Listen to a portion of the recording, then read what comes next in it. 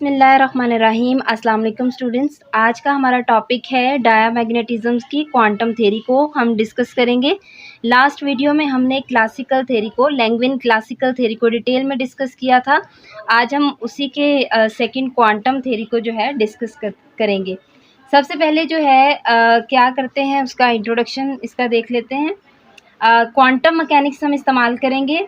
इसमें भी हमारे पास मैग्नेटिक इंडक्शन बी जो है उस मैग्नेटिक इंडक्शन बी की प्रेजेंस में सारा वर्क होगा।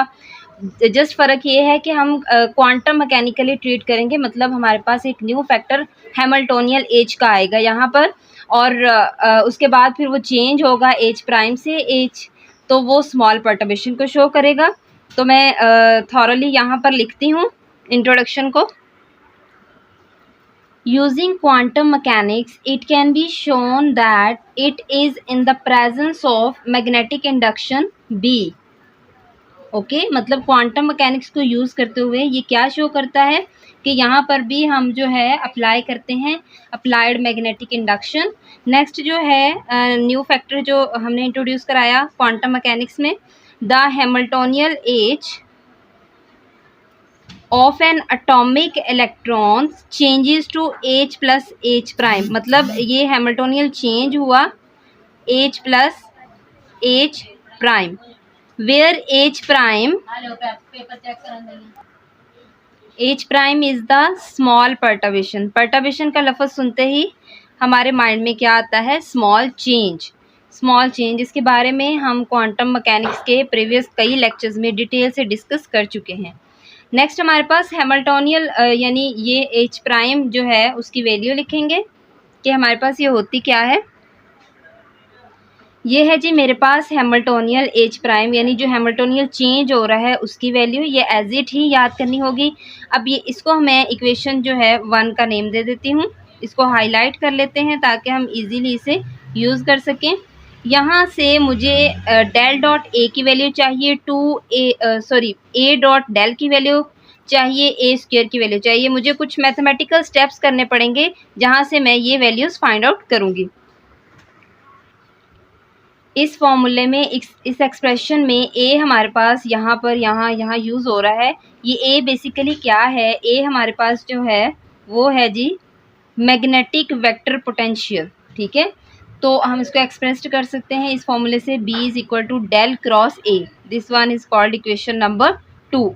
If magnetic induction B is uniform, अगर मैग्नेटिक इंडक्शन B यूनिफॉर्म है तो हमारे पास वेक्टर पोटेंशियल A क्या होगा? वेक्टर पोटेंशियल A का ये फॉर्मूला होगा हमारे पास, A is equal to 1/2 B cross R। ये इक्वेशन नंबर 3 होगी हमारे पास।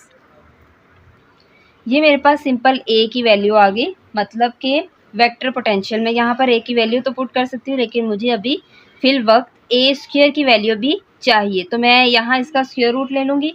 सबसे पहले तो क्रॉस ख़त्म करेंगे, A is equal to 1/2 B R, cross sine ख़त्म करें तो हमारा क्रॉस वेक्टर तो साइन थीटा आएगा। साइन 90 पुट किया तो साइन 90 1 के इक्वल होता है, तो मेरे पास A की वैल्यू आई 1/2 B R। ठीक है, अब इसका अब ये एक सिंपलेस्ट फॉर्म आ गई है मेरे पास।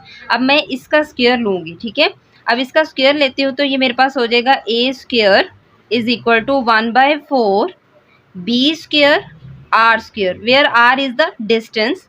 We know that distance is equal to x square plus y square. Okay, ये आ गई मेरे पास A स्क्वायर की वैल्यू।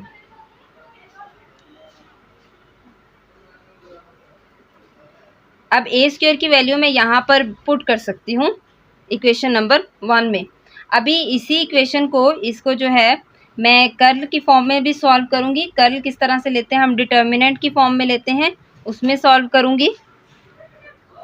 मैंने इस क्रॉस प्रोडक्ट को कर्ल से भी सॉल्व कर लिया, मतलब मेरे पास था A is equal to 1/2 B cross R, तो मैंने इसको कर्ल की फॉर्म में सॉल्व किया। होप सो आपको डिटर्मिनेंट लेना आता होगा। आई यूनिट वेक्टर रखा, ये लाइन गई, ये गई, इन दोनों को मल्टीप्लाई किया, फिर इसको मल्टीप्लाई किया और इस तरह से ये मेरे पास आया। यहाँ से जस्ट मैंने ये प्लस वाली पहले लिख ली है और माइनस वाली जो है ये वाली ये बाद में लिखी, बाकी सारी चीज़ एज इट रही। अब for the magnetic field pointing along the z direction, मतलब मैग्नेटिक फील्ड में इसकी डायरेक्शन जो है वो जी की तरफ है, तो मैं यूँ कह सकती हूँ कि बी एक्स जो है और बी वाई जो है वो 0 के इक्वल है, और बी जी जो है उसकी डायरेक्शन बी है, मतलब जस्ट ये जी डायरेक्शन में मूव कर रहा है, एक्स और वाई डायरेक्शन में ये 0 है। अब मेरे पास ये वाली जो अबव इक्वेशन है, इसको मैं इक्वेशन नंबर 4 का नेम दे देती हूँ। लास्ट टाइम तक हमने 3 का नेम दिया। अब ये इक्वेशन 4 जो है वो क्या बन जाएगी, अब चूंकि मैंने कहा कि ये जस्ट जी डायरेक्शन में मूव कर रहे हैं, तो इस पूरे एक्सप्रेशन में जो जी वाली मेरे पास जहाँ पर जी डायरेक्शन शो कर रहा है वो यानी ये मैग्नेटिक इंडक्शन ये भी जी डायरेक्शन में है, ये जी डायरेक्शन में है, इसमें कुछ भी नहीं है, तो मेरे पास क्या आएगा, मैं यूँ लिख सकती हूँ the above expression equation number 4 becomes that A x is equal to -1/2 y B, मतलब मेरे पास ये आया, ये वाली टर्म आई 1/2, तो सबके साथ मल्टीप्लाई हो रहा है अंदर 1/2, और साथ में ये आया बी जी वाई वाला।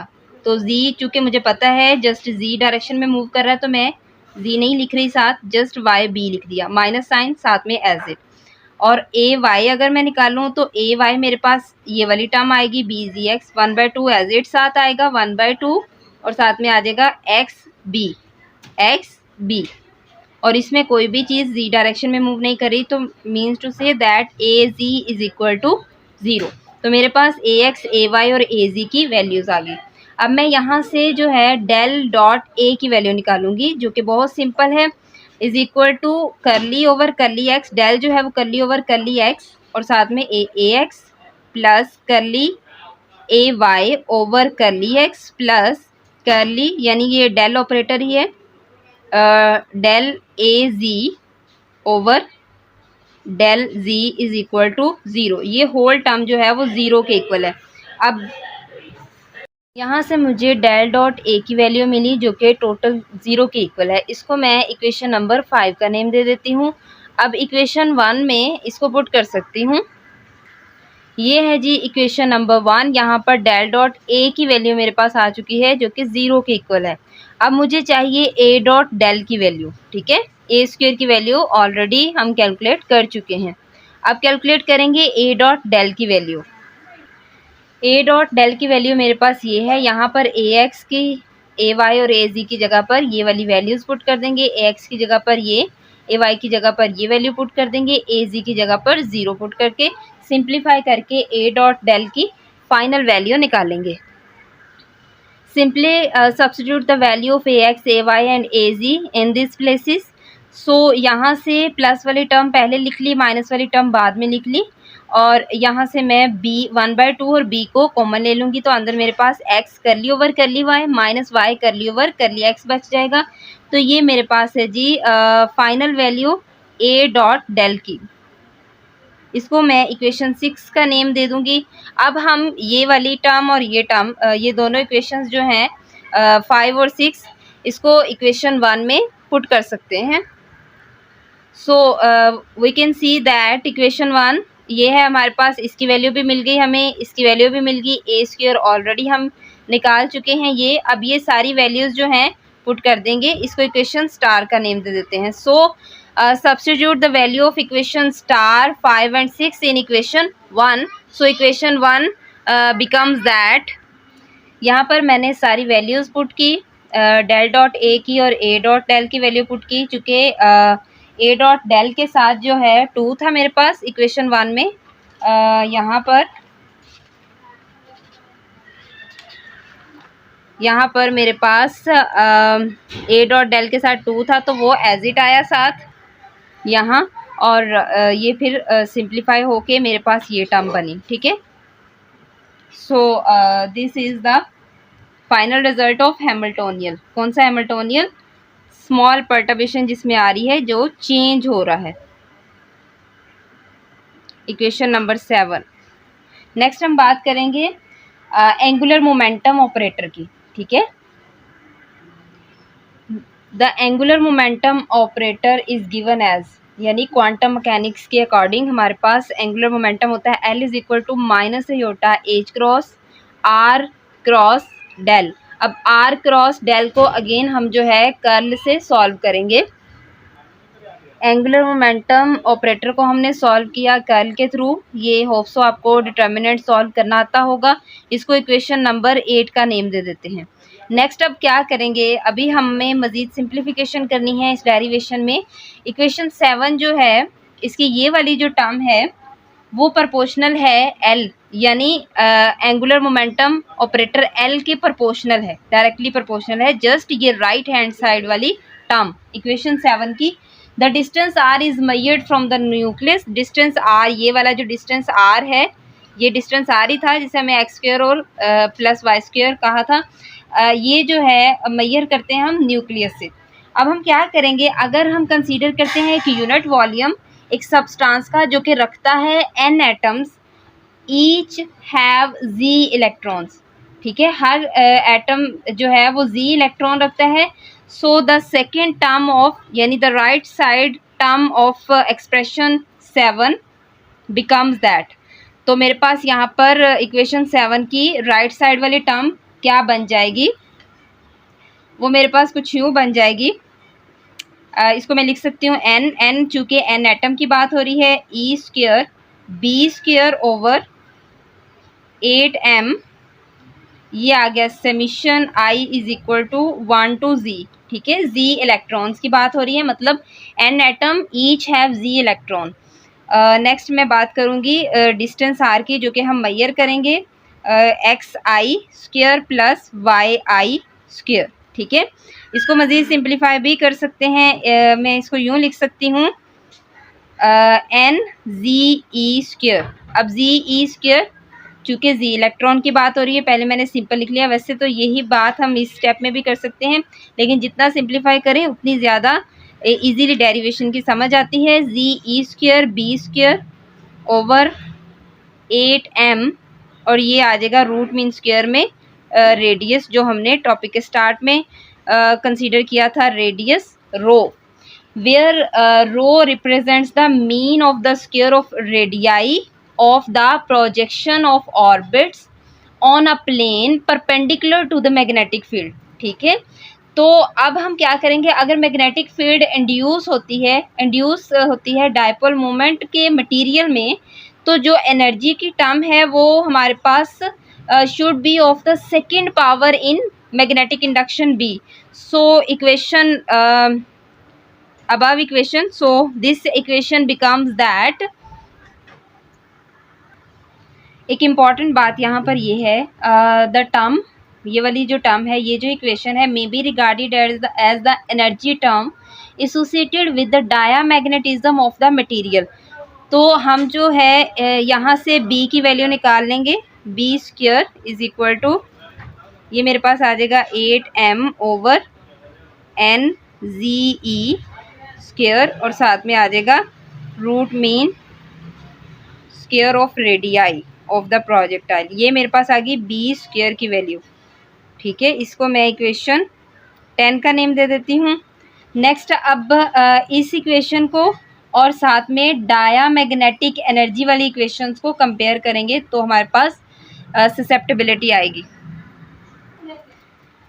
This is the diamagnetic energy. यहाँ से मैं b की वैल्यू निकालूंगी, b square is equal to -1 over susceptibility diameter, और साथ में आएगा 2 म्यू यहाँ पे डिवाइड हो रहा है, दूसरी साइड पे जाके मल्टीप्लाई हो जाएगा 2 म्यू नॉट, ठीक है।